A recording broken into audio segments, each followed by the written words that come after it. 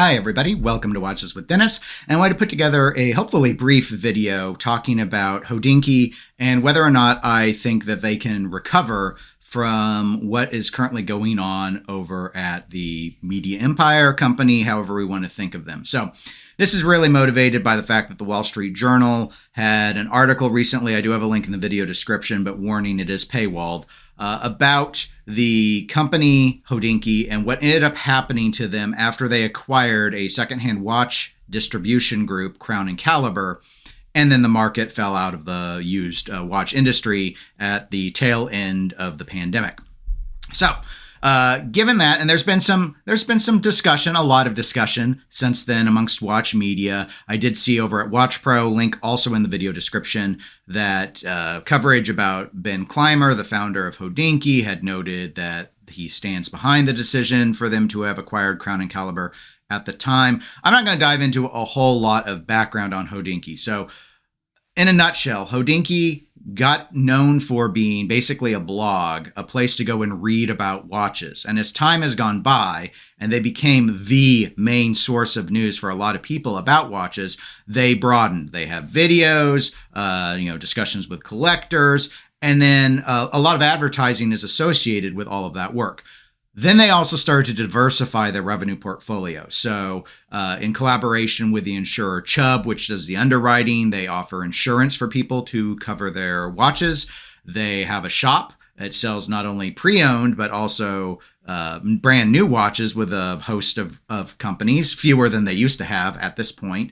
The acquisition of Crown & Caliber, though, was them actually buying a bigger, like a higher dollar amount of turnover company, and thinking, well, now we're going to get in the business of buying new used watches or people trading them in, and then running kind of like how Watchbox or Watchfinder, those sort of companies that deal in secondhand do, to amass more revenue. And then they bought a bunch of stock of watches, and those watches became devalued as they were at those pandemic prices, and we are not in that environment anymore. So I think that's enough in a nutshell to run with. So for me, I think the discussion point here is, can Hodinkee recover? And Ben staying behind the decision on Crown & Caliber, on one hand, I get it, because at the time, it probably seemed like it made a lot of business sense. You saw line must go up on these watches. And so people could look and go, you know what, we should get a piece of that action. Just like we started to see all these pre-owned certified programs like with Rolex and such leaning into that. And I agree. I can see why they thought that would be a good idea. I don't know if I would go ahead and say that I stand behind it. I wouldn't. I would say, no, this ultimately obviously was a mistake because we bought a whole bunch of inventory that just through no fault of anyone, became worth less than what they bought it for by a lot. This is not like just 10%. It went down by a lot. And so in terms of recovery, it really depends on the strategy. And there are different ways that Hodinkee could survive all of this. And whether or not they survive beyond being just a shadow of their former self is obviously a point of discussion, and feel free to discuss that in the comment section. I'll approach it from the angle of rebuilding trust in the watch community, not the idea of them taking all of this, taking the lemons and making lemonade and being a used watch salesman.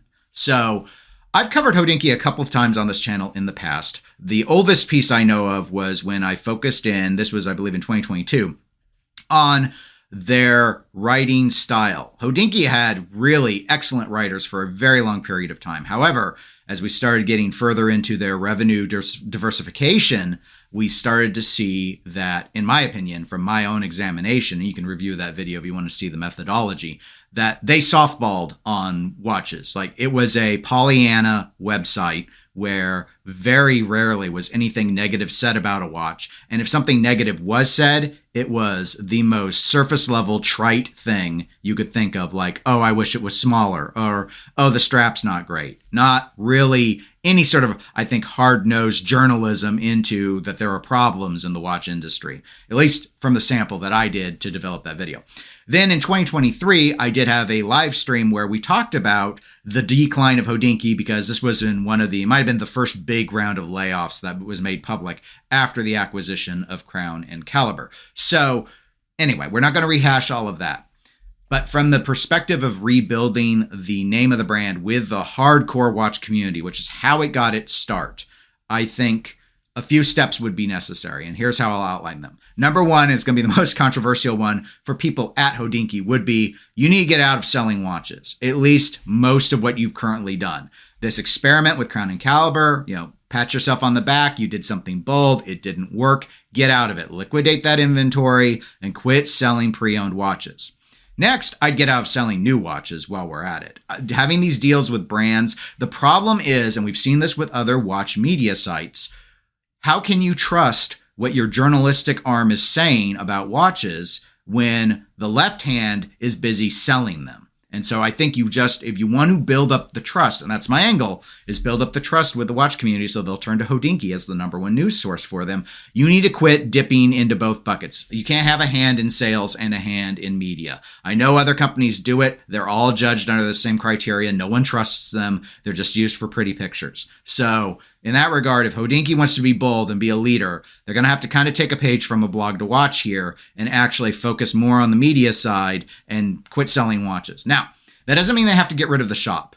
I think the shop could still sell straps. I think if they still want to go ahead and do these collaboration pieces, which made them quite a bit of money over the years, haven't been doing so well lately, but I think that's probably quote unquote okay. Okay enough that people will forgive it. No one will trust what they have to say about any watch that is co-branded as Hodinkee, but that'll be easy for the public to judge because the watch will say Hodinkee on it somewhere. So in that regard, you could still have your shop doing that. I'd still let them sell the insurance. I think the insurance, being it's the insurance industry, they're essentially in competition with the Farmers and State Farms of the world.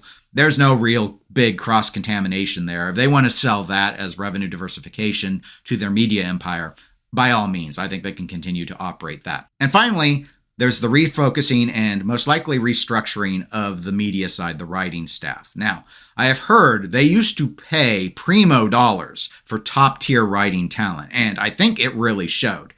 For me, a lot of people will point to like when the travel clock came out, that Hodinkee got greedy. That was the sign that they cared more about money than watches at that point. But for me, the part where I think Hodinkee jumped the shark was when they lost Jack Forrester over to Watchbox, which is now the 1916 company. And he was seen as their greatest writer and their greatest asset on the media side. So you're going to focus just on watches. You're going to get out of writing about all of these other things unless they're tangentially tied in. Then you need to probably reinvest into bringing in the best writers you can get. The biggest coup would be to bring back Jack Forrester. I have no idea if he would ever come back, but honestly, if Hodinkee could bring him back in, nothing more would send the signal that they are trying to be what they once were and are taking serious steps to achieve it. But anyway, those are my laundry list of suggestions on what Hodinkee could possibly do to recover their prestige with the watch community and right the ship, so to speak, in terms of where they want to be. My model is a smaller company. It is a company that will make less millions of dollars per year, at least in terms of raw revenue. But I think it puts them on the footing that they used to have. And I think the reputation can be salvaged, but it will take years and they have to quit trying to be all things to all people and having every digit on their hand into some sort of revenue pie, including those that create conflicts of interest. But I'd love to know what you guys think in terms of steps that Hodinkee can do, or if you think Hodinkee, it's too late and there's no real way that they could recover. So comment those below. I would appreciate it. I'd really appreciate it if you give the video a like. And if you want to be notified when I put new videos out, just click subscribe. Thanks, everybody. Have a great day.